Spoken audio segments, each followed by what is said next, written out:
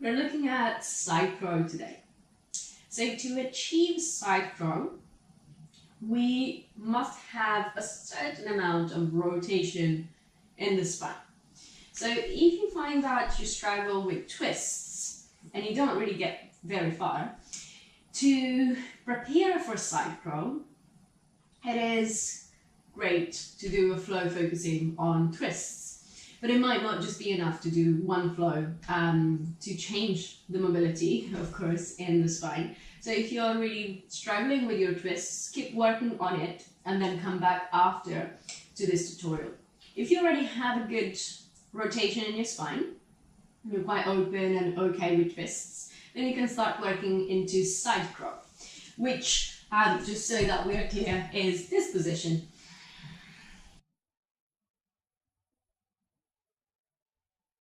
Good. So, to get into the position, this is what we want to do.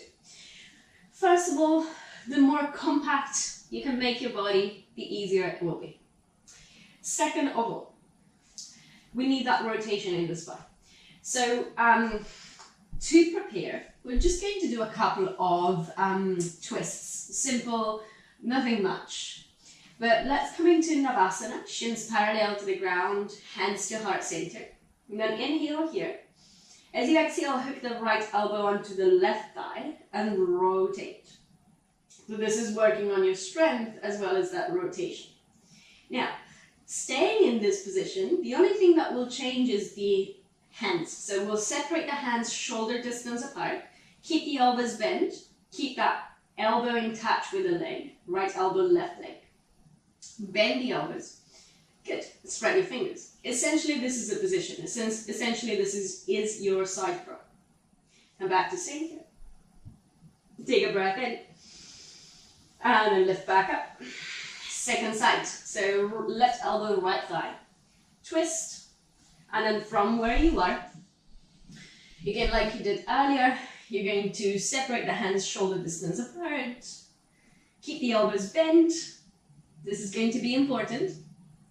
So keep them bent, keep that contact, arm and leg together, it's necessary. And then all the way back to center.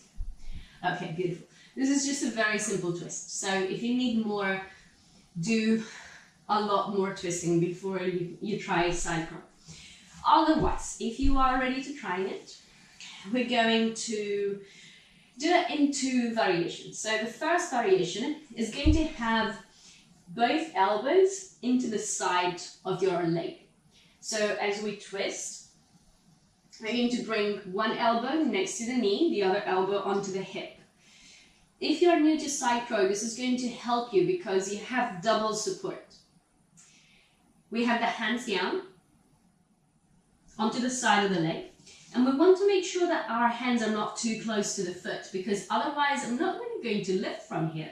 So we want the hands further forwards than the foot.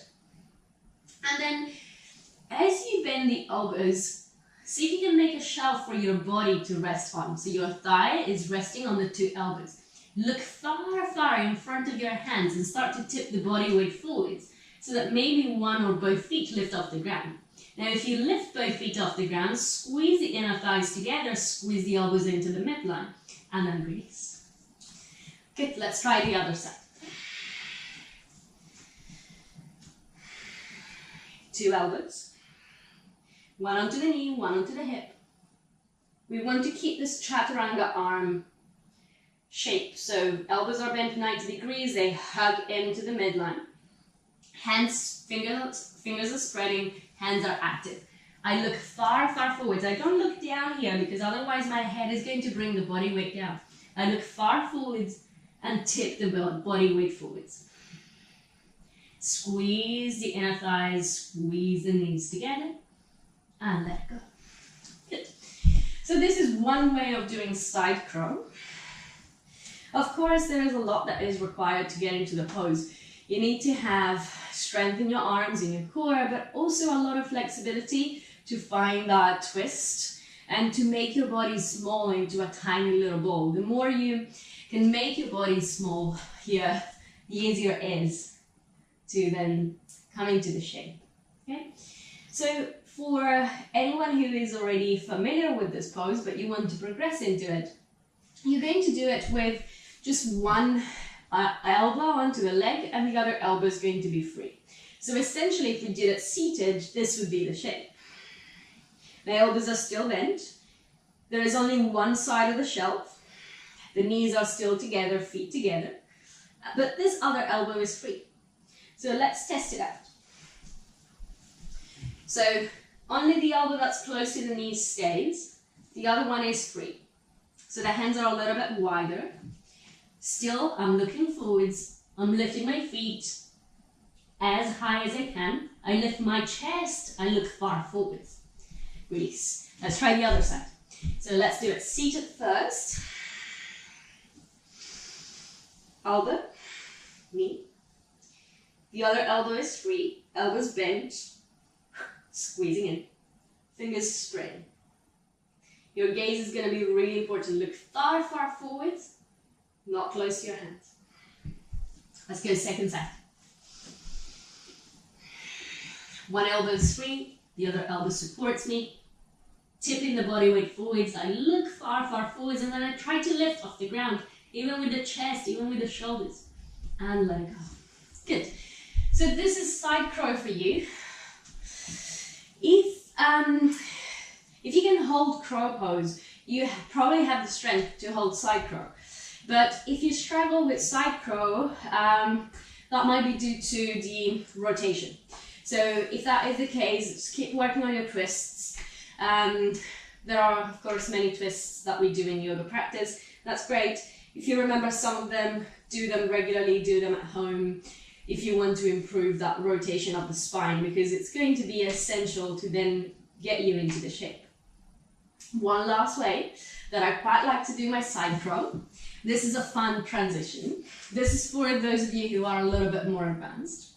So we're going to take that right foot across to the other side of the left leg.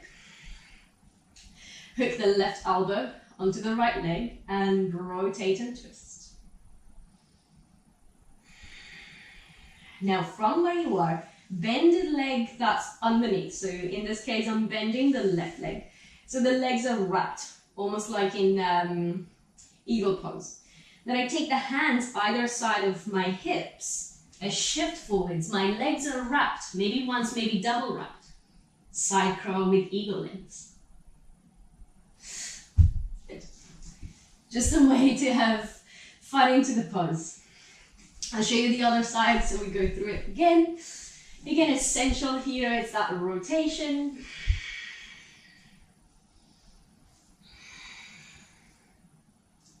Hands down. Actually, I bend my knees first. Double wrap or single wrap. Need to be able to lift my bum here first of all.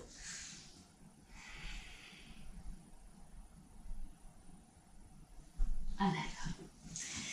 Good. So this is side crow for you. Just remind yourself that you're planting the seeds. So especially if you are new to arm balancing and if you are new to side crow, respect the fact that it's a process. There needs to be a beginning to then be able to see the results. So the first few times we try, we might not lift anything, but trust me that the more you come back to this, especially if you watch the video and you just notice maybe a few more details, you try a few more times, you will really understand the dynamic of the pose and then it will be more accessible to you. So yes, you planted the seed now. Let's keep watering it and let's see if something comes out. Good, thank you for watching.